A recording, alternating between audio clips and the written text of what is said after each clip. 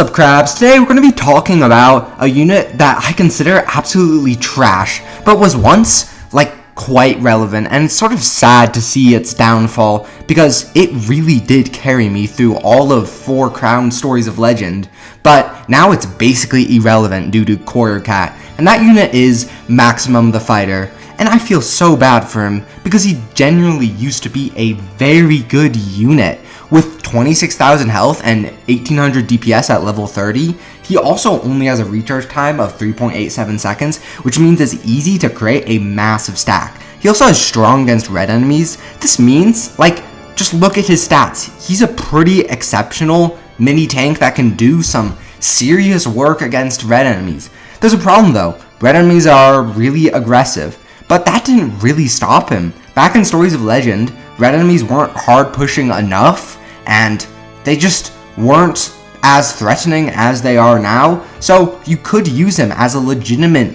tanky meat shield, as you would use Rocat, and he was honestly, in my opinion, a similar caliber of Rocat, and even a similar caliber of Ramen Cat, which is insane. They both fill very similar roles. They're short range, tanky, and more expensive than the typical meat shield, but still fall into the meat shield class. But unfortunately, Uncanny Legends completely shifted the meta for Maximum the Fighter.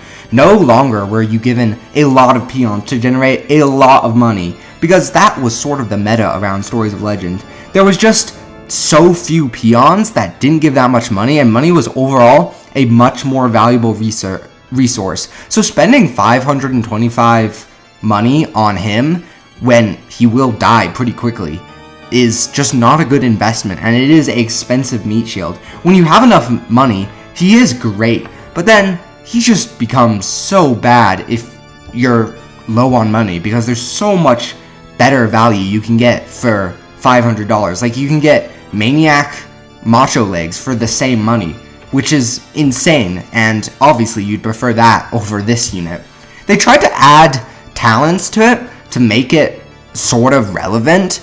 They added Immune to Slow, Resist Curse, Immune to Weaken, Resist Toxic, and Defense buff.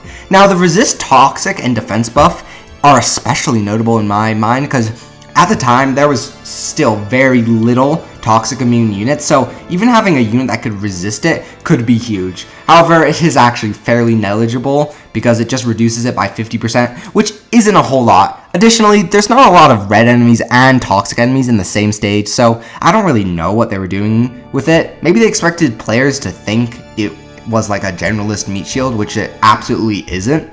The defense buff is very nice, because it can give it a 20% health increase, which makes it, tries to make it back in the meta, but it doesn't work, and it's still just a trash unit, which is so sad, because this was a good unit, and it was very nice to use.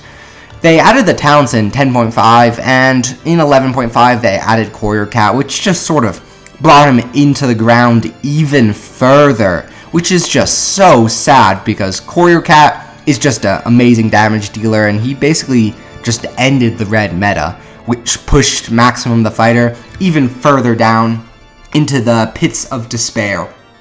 Which was sad, because back in 2021, you would see this unit in so many 4 Crown strategies, but now he's pretty much non-existent. And there's honestly just a lot of rare cats that are a prime example of this, especially that target red, which is just another problem that Courier has brought to the meta.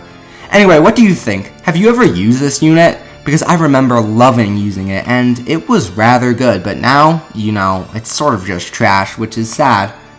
Yeah, that's my opinion. Interested to see what you think. If you enjoyed the video, please consider subscribing, and I also launched memberships if you want even more of my content. Have a good day. Bye.